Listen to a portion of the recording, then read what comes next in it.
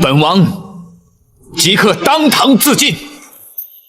王爷，万万不可！爹，你可知升堂之后是何结果？知道，在包大人铡刀之下，柴玉没有活命的可能。如今，你可因自己的所作所为而有悔意？包大人，要柴玉在大宋的国法之下受刑，柴玉无话可说。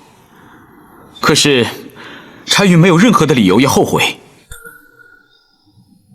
你盗采金矿已然犯罪，但因此而伤及无辜性命，却更有违上天好生之德。人命关天，怎可说毫无悔意？陈桥兵变，黄袍加身。敢问包大人，前朝的皇帝又何曾上体天心而珍惜生命呢？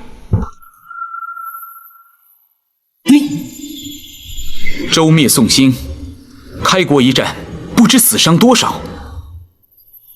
包大人，你现在又如何来评判于我？朝代更替，必生战祸，虽有死伤，却情非得已。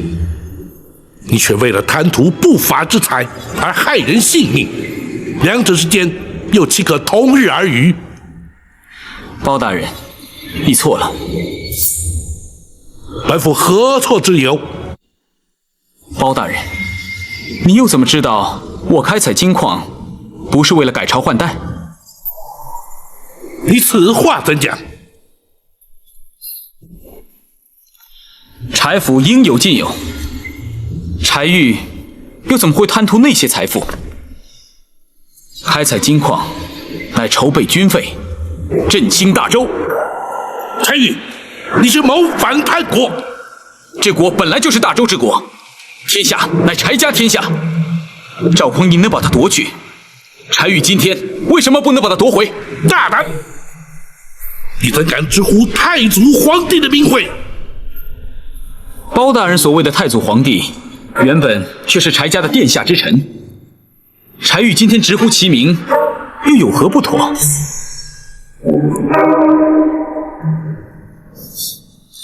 想必现在连包大人你也无话可说，无词可辩了吧？乍听之下，你似乎言之有理，实则却全都是狡辩之词。好，如果包大人你能说服柴玉，柴玉情愿伏法，绝无怨言。好，本府就说与你听。纵观历代史籍，但凡改朝换代，无一不是顺天意而应人心。开国之君，这是不忍见百姓受苦，黎民遭殃，才挺身而出，取而代之。若是逆天背人，又岂能一统天下？若依包大人所言，大宋开国也是顺天应人。不错，前朝世宗皇帝勤政爱民，却不幸英年早逝。令祖当时年方7岁，刘汉与辽国合兵来犯，太祖皇帝若不开国继位，天下顿时沦入异族之手，又如何不是顺天应人？即使如此，他也无权夺走我柴家的天下。所谓柴家天下，原本却是郭威所建前朝大周，郭家后人却从未向柴家讨回天下。倘若历朝历代皆以自家天下自居，则秦汉隋唐是否皆要其后人夺回天下，岂不终日征战，永无休止？先圣先贤无不推崇以民为本，改朝换代皆是因大势所趋。当今圣上仁德敦厚，勤政爱民。你却妄图假借复国之名，戕害生灵。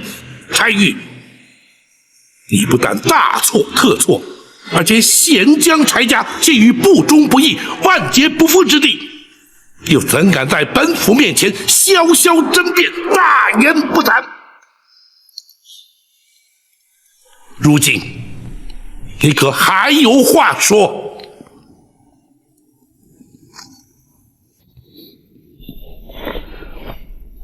包大人，言述精辟，言之有理。柴玉情愿伏法。既然如此，来人呐！大人，传令升堂。是。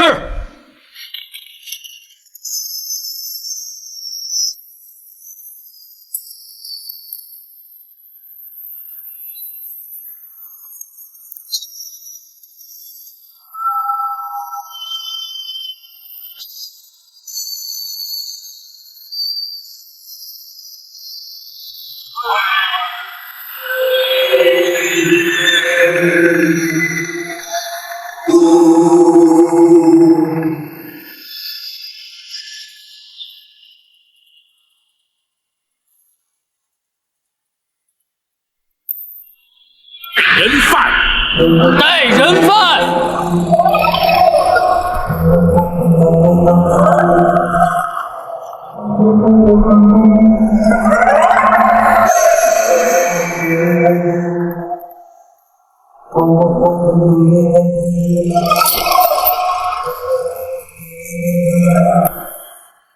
柴禄，你勾结张冲，盗采金矿，因而造成多少无辜之人丧命，多少平民百姓遭殃。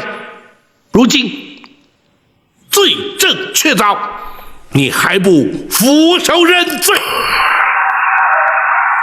包大人，私采金矿、杀人灭口都是我和张冲所为，跟小王爷没有任何关系，请包大人明察。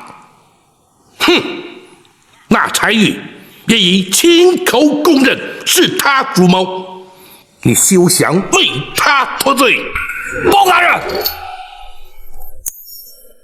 堂下听判。柴禄，你盗采金矿，藏匿赃物，合谋杀人，罪不可赦。本府奉旨代天巡狩，以大宋律例判你铡刀之刑。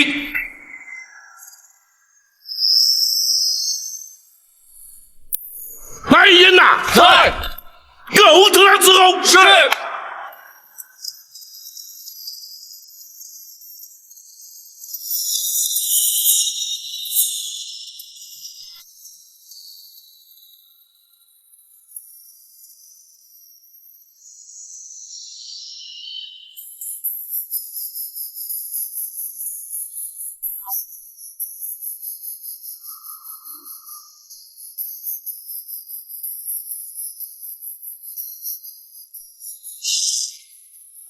慕容姑娘，我在等你说明，我是如何的胆小怯懦，又怎么会是个无知莽汉？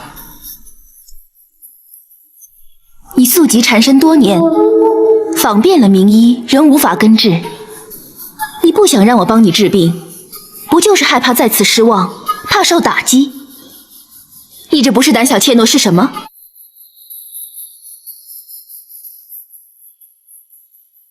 医道医理博大精深，浩瀚如海，多少医者前辈钻研一生仍不能尽得其妙。你不过就是看过几个大夫，做过几次诊疗，就认为自己无药可救，再不做任何的治疗。你这不是无知莽汉吗？我为我方才说的话而道歉，也希望慕容姑娘你不计前嫌，为我诊治。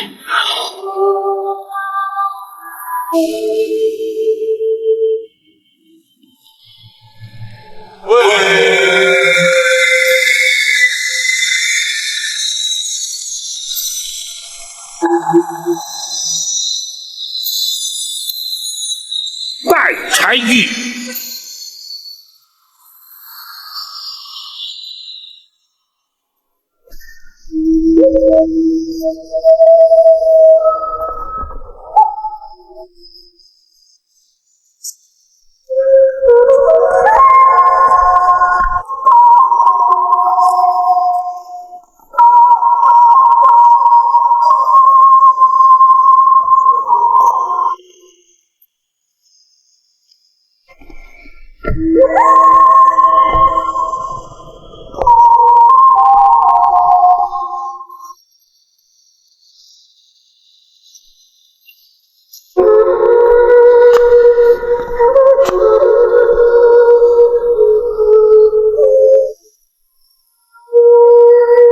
柴玉，包大人，你虽无爵位，又无功名，但毕竟是王室之后，本府免你行跪拜之礼。多谢包大人。方才你已坦诚罪状，可还要本府当堂再做问询？不必了。柴玉触犯国法，理应受到惩罚，请包大人依法宣判执行。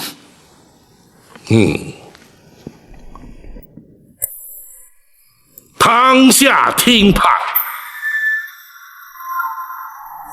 柴玉，你身为世袭阵亡之后，本为备位王爷，就该上提皇恩，安分守己。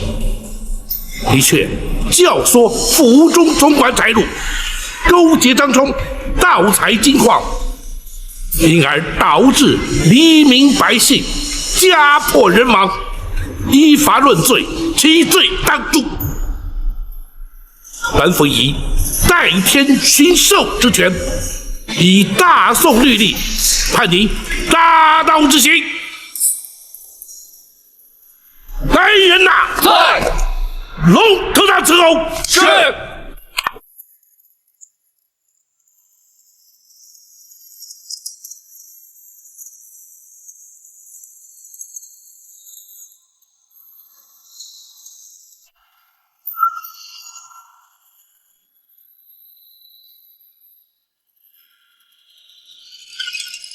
开！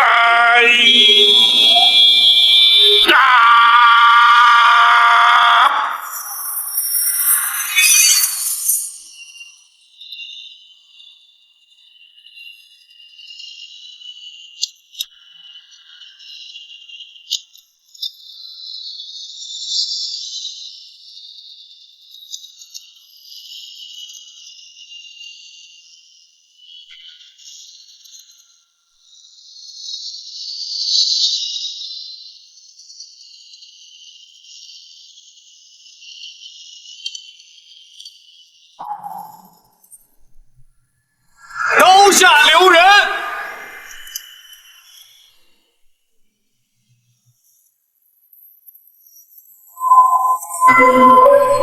臣包拯叩谢太祖皇帝圣旨，万岁万岁万万岁！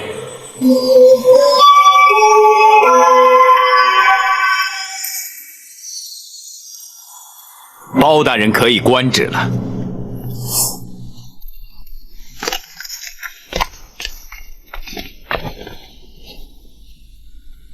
太祖皇帝开国称帝之时，封本王先父为郑王，同时颁下此诏，纵使犯下叛国谋反之罪，皆得凭此诏，免死一次。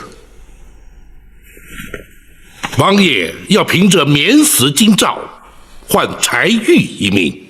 不错，恳请包大人遵旨而行。包拯却难从命。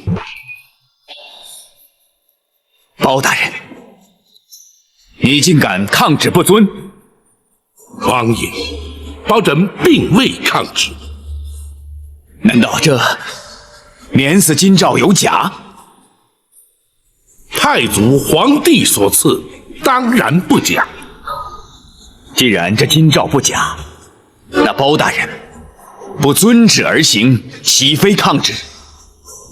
只因这金诏虽然不假，却免不了柴玉的死罪。你，王爷，这金诏之上分明写道：历代阵亡，皆可凭此金诏免死。那柴玉虽是王爷之子，却尚未世袭爵位，又怎能免他一死？包大人，难道不能网开一面？包拯依法论法，依职论职，无权开脱。好，那么本王就不要这爵位，将王爷的头衔立即传与柴玉。王爷之位只可承袭，不能禅让。王爷心知肚明，除非王爷100年之后，否则那柴玉继承不了王爷爵位。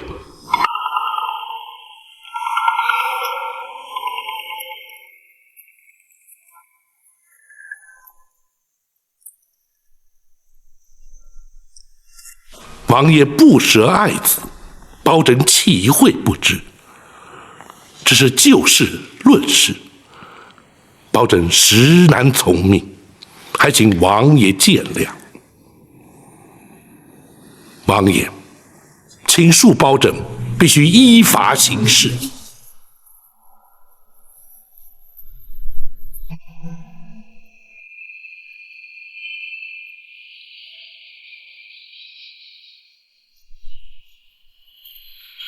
公孙先生，学生在。 2次升堂。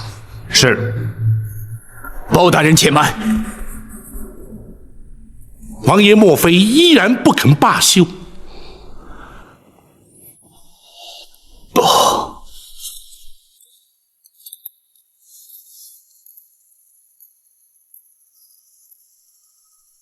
本王只是想最后再见玉儿一面。王爷，如今那柴玉已是定验死囚，行刑在即。若与王爷私下会面，恐有不妥。包大人不必为难，本王就与他在公堂诀别即可，还请包大人成全。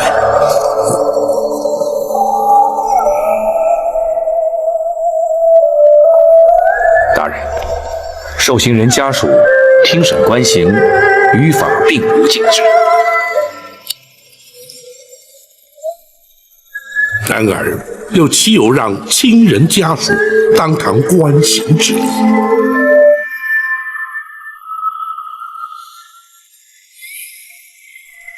也罢，请王爷与柴玉话别之后，离堂回避如何？多谢包大人。公孙先生，学生在。请展护卫陪伴王爷，同往公堂。是。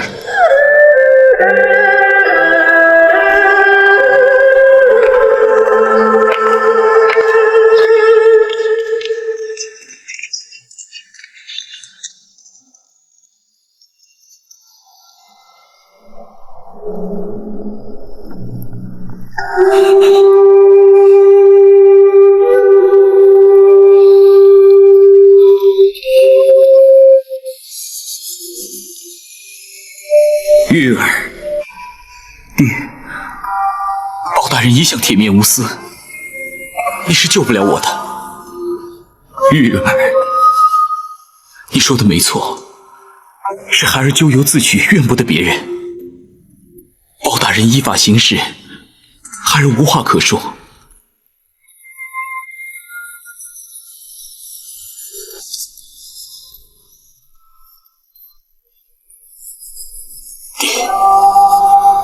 孩儿不孝，不能为爹奉养天年，请要多加保重。孩儿叩别。玉儿，玉儿。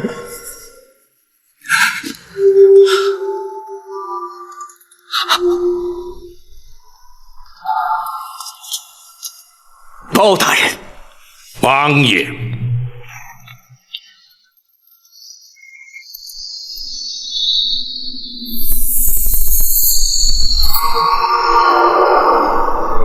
包大人，郑王爵位待本王死后便可传与柴玉，那免死金诏便可救柴玉一命，还望包大人遵旨而行。王爷意欲为何？本王即刻当堂自尽。王爷，万万不可！爹，王爷。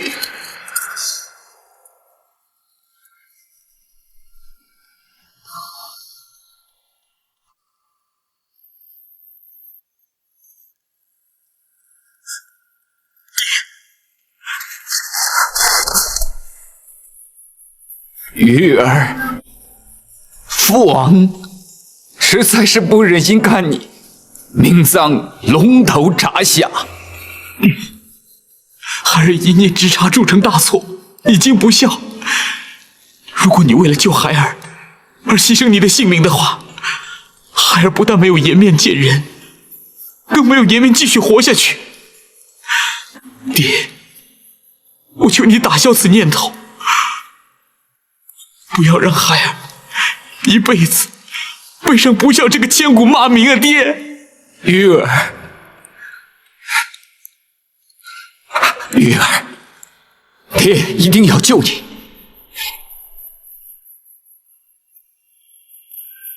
包大人，就请你成全本王这点私心吧。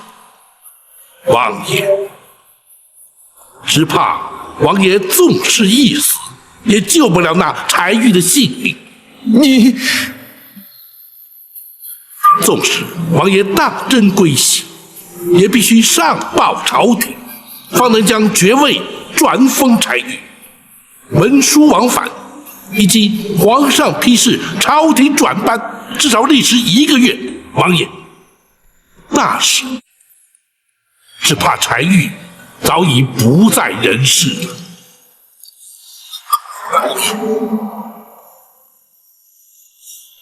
包大人，难道你就不能暂缓行刑吗？王爷，国法当前，岂容本府苟且徇私？包拯，你……王爷，王爷，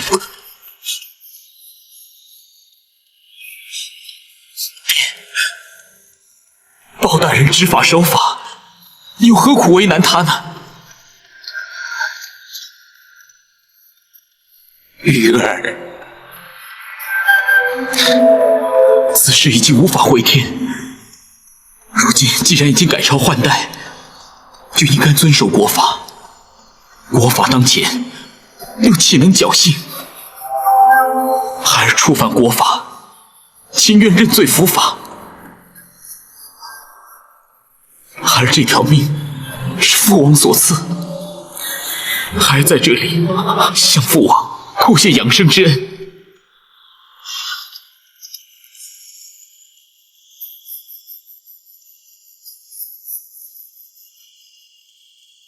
请包大人依法行刑。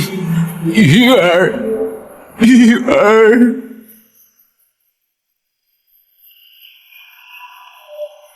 斩护卫在，将王爷请出公堂，回避行刑。是。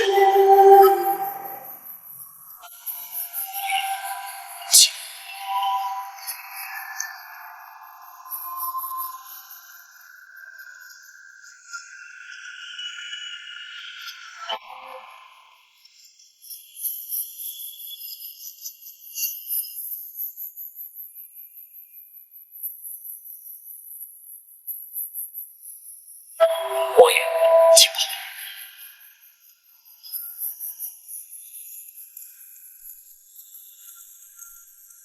来人呐，在，准备行刑。是。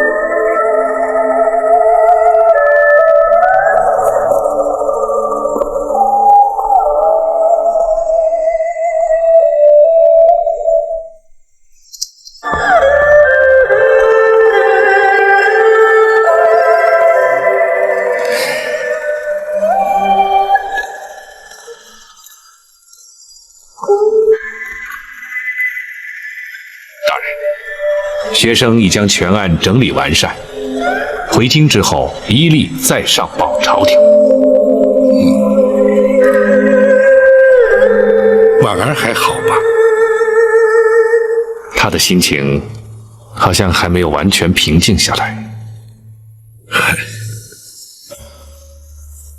那些犯下错误的人，为什么总是要伤害关心他的人？本府执法一生，这种情形不知见过多少，却始终百思不解啊！大人，你见过柴王爷了？没有，去见了又能如何？只是徒增感伤。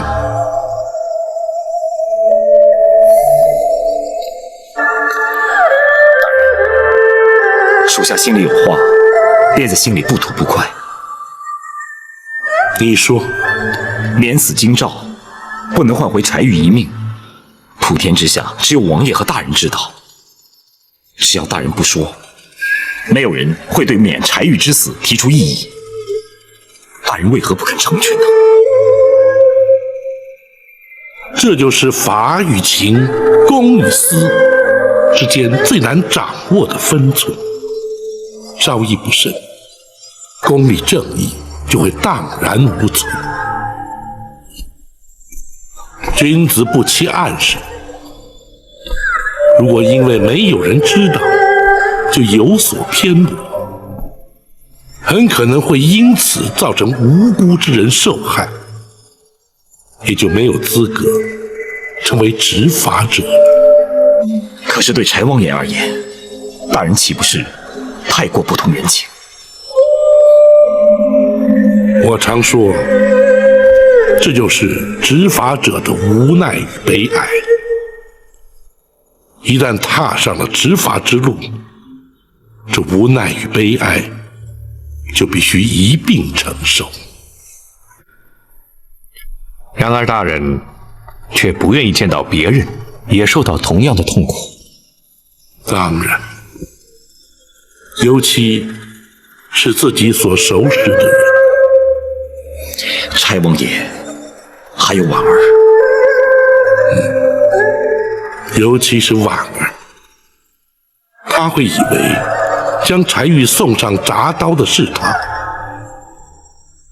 倘若他无法看透这一点，这种痛苦就会陪伴他一生。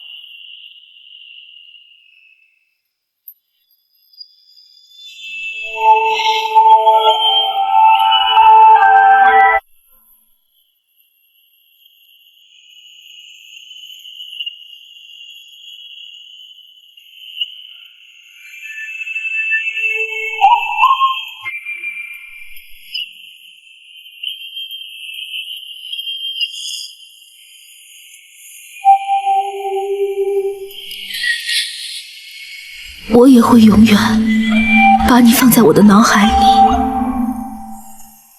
王儿。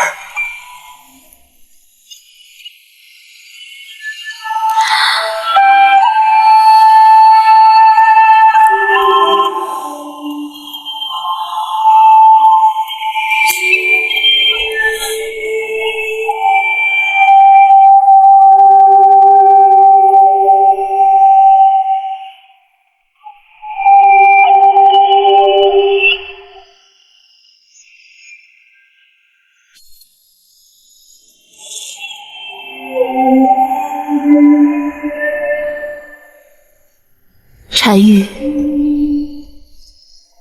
你安心的去吧，你永远都会活在我心里。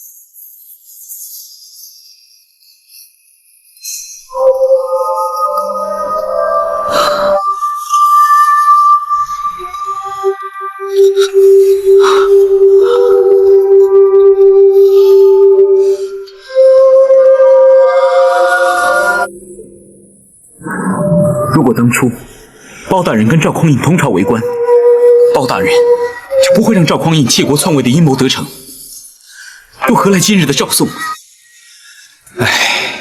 已经是近100年前的事情了，现在提他还有何意啊？孩儿差一点就完成心愿了。如果不是包大人来到青州，快则3年，迟则5年，我们就拥有可以对抗大宋的实力。到时候，我们就可以重建我们大周的天下了。玉儿，父王实在是不忍心看你命丧龙头铡下。爹，孩儿一念之差铸成大错，已经不孝。如果你为了救孩儿而牺牲你的性命的话，孩儿不但没有颜面见人，更没有颜面继续活下去。爹，请你打消此念头，不要让孩儿一辈子背上不孝这个千古骂名啊！爹。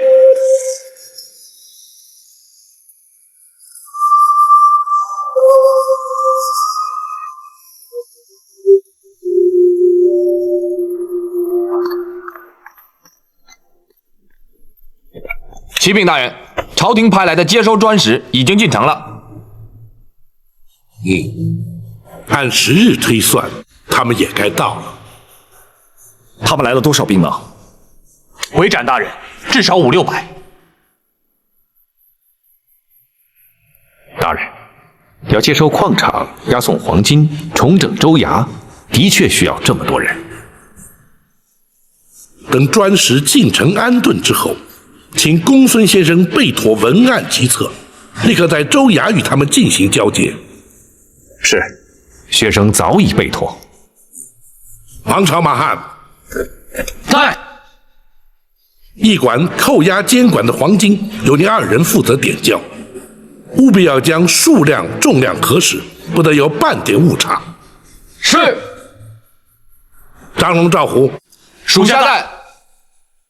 矿场部分由您2人负责，让接收专使与驻守矿场的虎贲营直接进行交接，不得有误。是。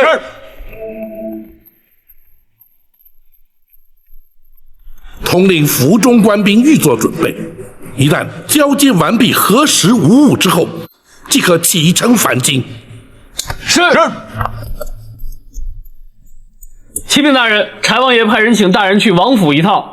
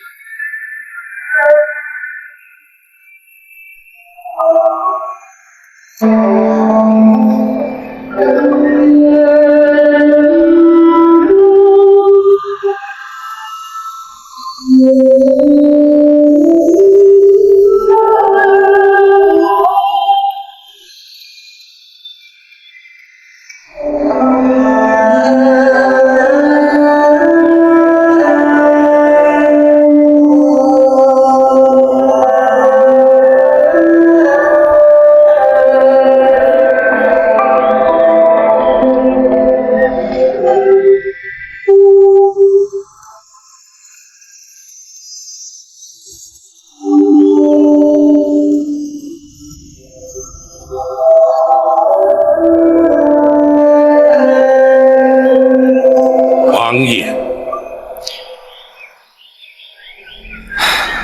玉儿曾经说过，如果包大人生在前朝，那么大周就不会灭亡了。王爷，他说的不错，有包大人这样的官员在朝廷，一定能够保住大宋的国祚。包拯惭愧。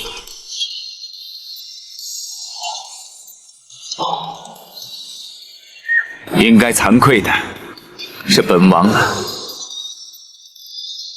唉，玉儿不明白，改朝换代、世代更替之礼，那是本王教子无方啊！本王还一直为难包大人，更是自律不严。在此，本王向包大人郑重致歉。包拯万万不敢。包大人什么时候离开青州，返回京城啊？朝廷派来接收的专使已到青州，待包拯将全班州务交接之后，即可启程。好。若是什么时候途经青州，一定要来王府。本王还要和包大人在棋艺上好好的切磋几局啊！太后要将新科状元招为驸马，正是。母后还特别交代我，由皇叔充当大媒，由朕赐婚。新科状元陈世美，人品文采是样样出众。乐平公主若能招得如此夫婿，倒也称得上是珠联璧合呀。乐平公主虽非母后亲生，却与母后十分投缘。在朕诸多的姐妹当中，唯有她颇得母后宠爱。皇叔，这件婚事恐怕非要谈成不可啊。哈，公主招驸马乃是皇家中一大喜事。不过这陈世美的身家背景，必须要事先查明才行。王爷请放心，老臣已经调阅过那陈世美的学籍，并向他所属的泸州府查证过，他无父无母，无亲无眷，决然一身呐。好，既然如此，本王自是乐观其成。这现成的大媒人，本王也就欣然接受了。皇叔同意，那就太好了。朕既可以向母后交代，从此又多了一位状元妹婿。大媒由本王充任，但是这典礼的相关事宜，就要有劳王丞相了。是，老臣责无旁贷。魏公公，启禀驸马爷，人车已经备齐，请驸马爷与公主启程。哈，再等等，公主还没准备好呢。启禀驸马爷，公主有请。啊，公主还没有着装吗？回驸马爷，公主不舒服。啊？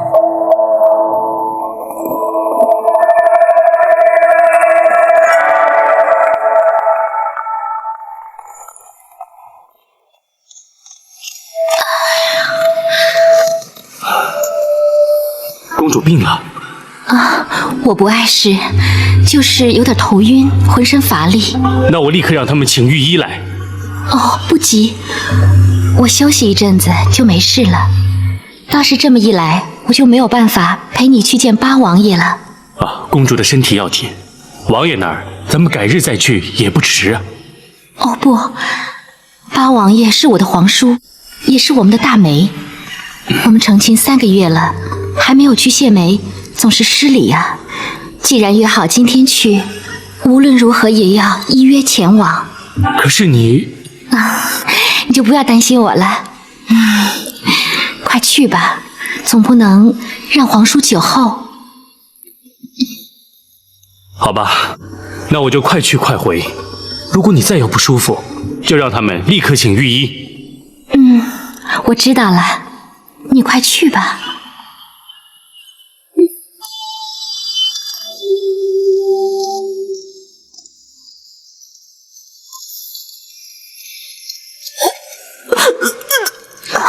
哎呀，公主，你怎么了？怎么了？公主，不要紧吧？公主，哎呦，公主，要不要紧啊？没事。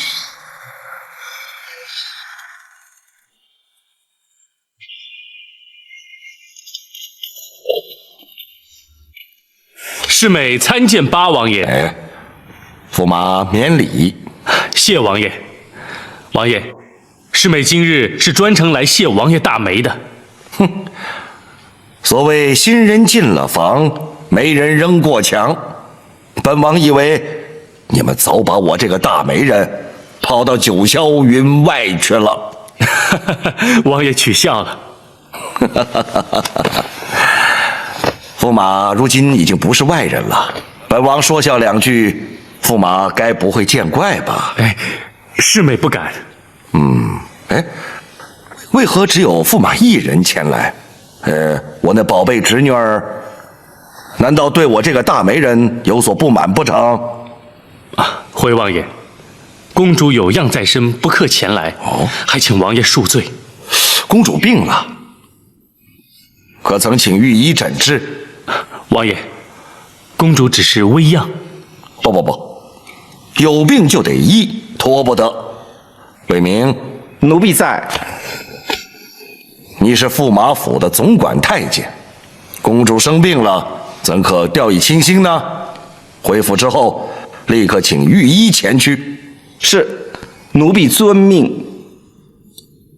哈哈，今日驸马既是来谢本王这个大媒人，本王也就少不得薄礼相赠。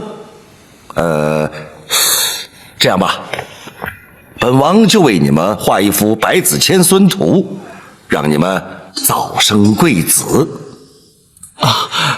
驸马爷，八王爷在皇室中素有书画双绝的美称，八王爷的墨宝可是万金难求啊！伟明，别把本王捧得太高，可要知道，你们这驸马爷那是新科状元，别让人家笑话本王在班门弄斧啊！王爷厚赠，世美当面谢过。不，本王还没动笔呢，等画好了，驸马再谢也不迟啊。是，世美静候王爷妙笔丹青。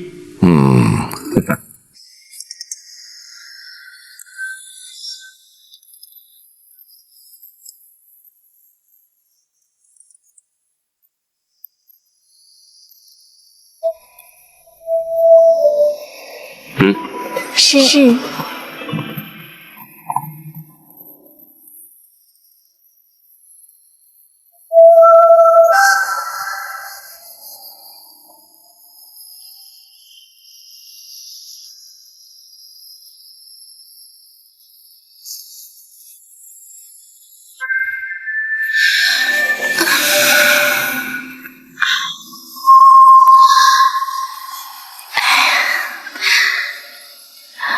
嘛？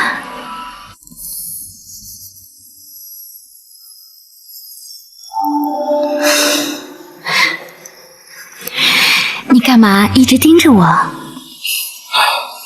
听魏总管说，你不肯让御医来。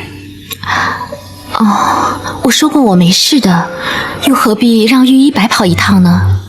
不行的，怎么能这么任性呢？还是让御医来看看的好。是不是皇叔的意思？是我的意思。我不希望有任何不好的事情发生在你的身上，你也不可以让我担心。我知道你是关心我嘛，可是……那就听话，让御医来看看吧。好吧，就听你的，让他们明天过来。这样才对嘛！我告诉你，八王爷要亲自画一幅百子千孙图送给我们。你要是不把身子骨照顾好，我怎么跟八王爷交代？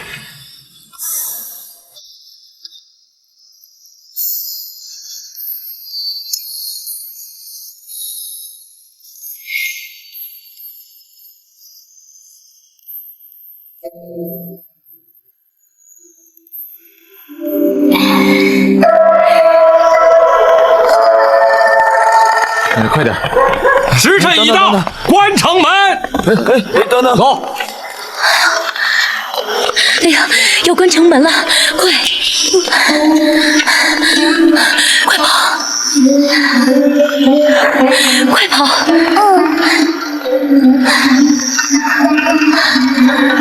快！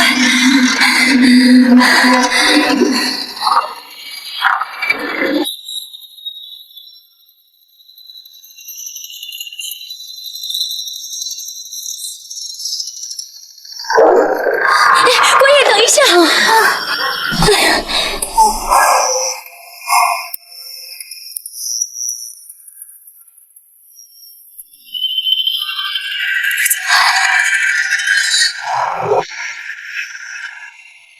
哎呀，人在我！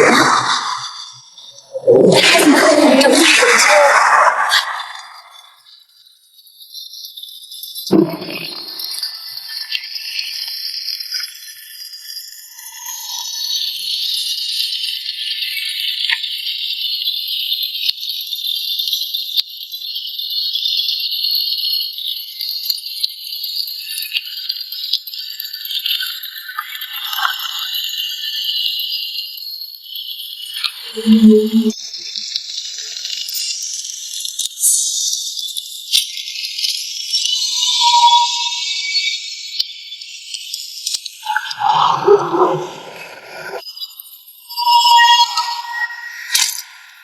什么人？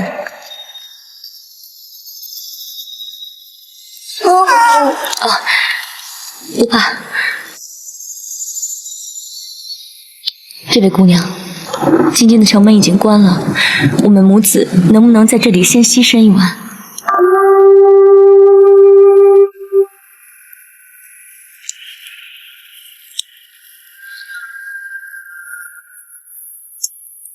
这个破庙没有主人，谁都可以进来休息。那多谢姑娘，多谢。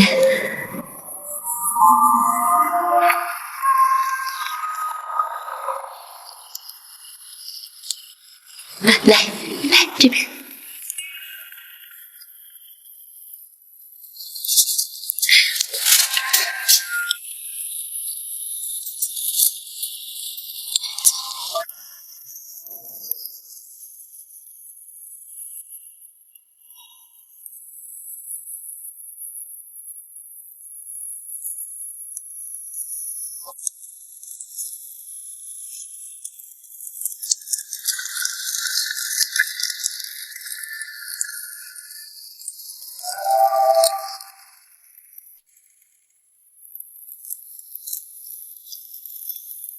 娘，我好饿。美乖，那是人家的东西，不可以啊。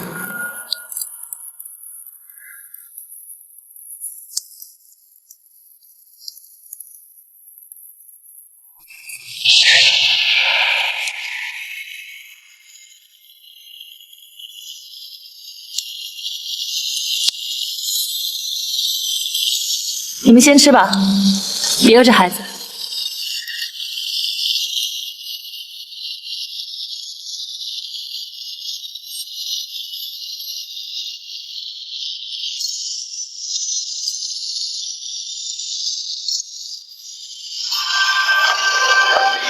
多谢这位姑娘。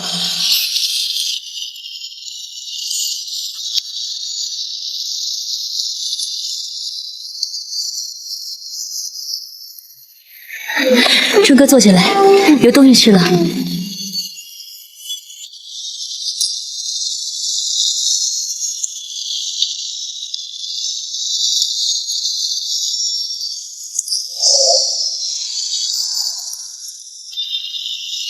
真香啊！很好吃。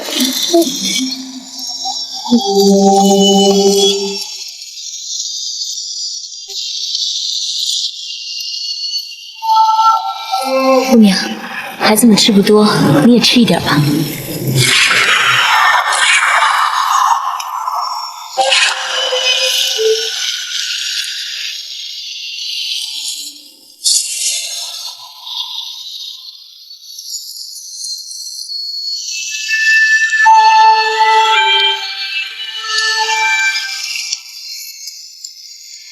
那，你也吃一点吧。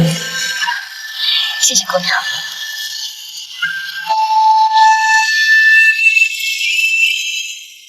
你们要去京城吗？是的，我要带孩子们去找他们的爹。他在京城做什么医生？他是个进京赶考的举人，考中了。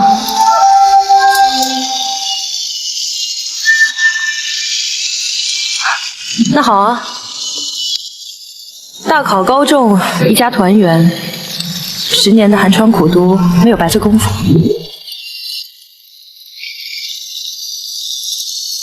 可是他又娶了一位富贵人家的女子做妻子。什么？他又娶了别人？哎，姑娘。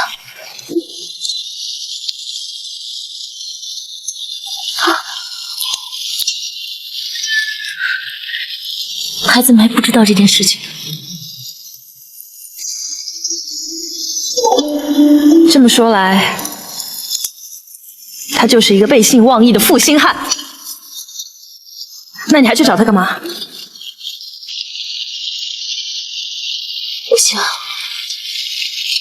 我想他一定有他不得已的苦衷吧。能有什么不得已的苦衷呢？这世上哪一个男人不是见异思迁、喜新厌旧的？姑娘有所不知，我跟他是一块从小玩大的。我相信他不是那种人。只有像你这样的女人才会被男人欺负。告诉我他是谁，我去帮你把他给杀了。啊，不，姑娘，他是孩子们的爹呀。恐怕他自己早就忘了吧。不，他不会忘的，他不会忘了我们夫妻之间的情谊，他不会的。丈夫是你的，你要是舍不得，谁也帮不了。哎，姑娘，你要走了？错，我还有事要办。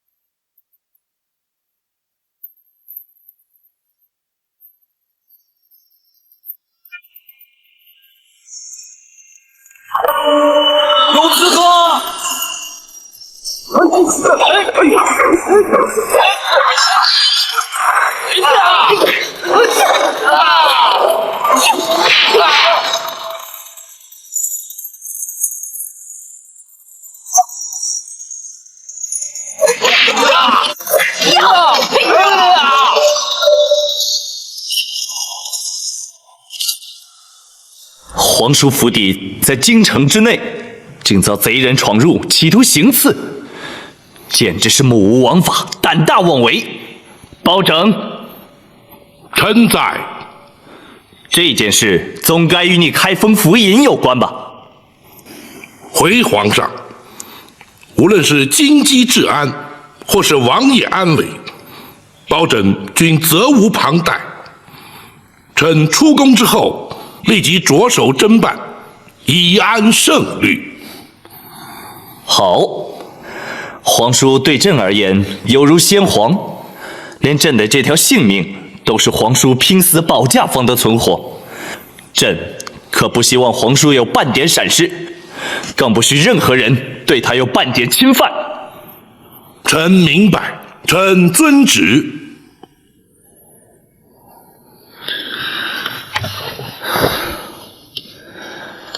朕不明白的是，皇叔一向与人为善，怎会有人行刺于他？臣启皇上，老臣也觉得不可思议。八王爷素有贤王之称，满朝文武无不敬仰钦佩。照理说，不该与人结怨才对呀。文武百官当中，就算有不服皇叔之人，料他们也不敢有此行动。莫非行刺于人来自于民间？可是八王爷久居深宫，极少外出，又怎么会在民间结下仇冤呢？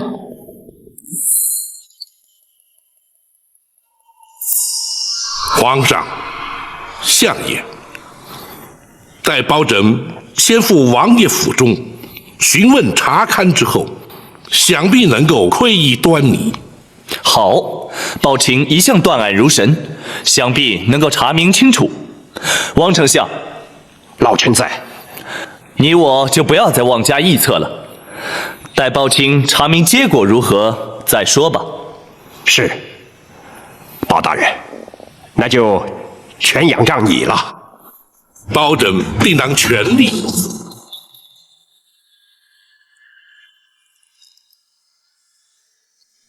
包拯未曾将京畿治安整理妥善，而令王爷府中遭人潜入，包拯失职，特向王爷请罪。包大人言重了，王府中自有卫士负责安全，戒护不周，又怎能怪到包大人头上呢？多谢王爷不罪之恩。不论是否公务，来到府中便是客。包大人请坐。谢王爷。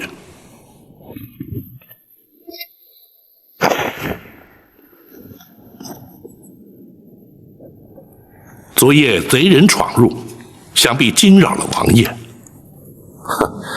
那倒还好，不过没想到却惊动了皇上，又劳包大人为此事奔波，本王实在是过意不去呀。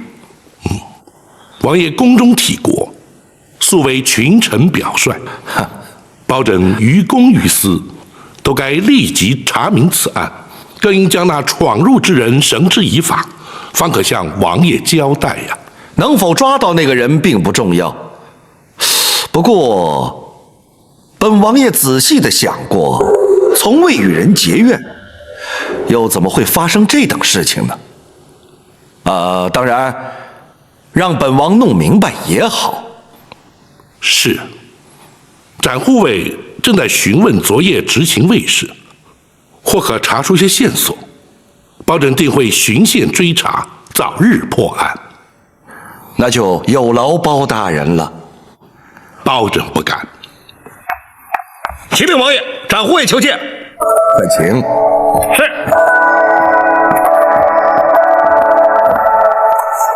展昭见过八王爷。展护卫，快快请起。谢王爷。展护卫可曾问出些什么？回大人，根据王府卫士所言，属下判断，那夜闯王府的人是个江湖人。请恕展昭斗胆，八王爷可曾与江湖人有所接触？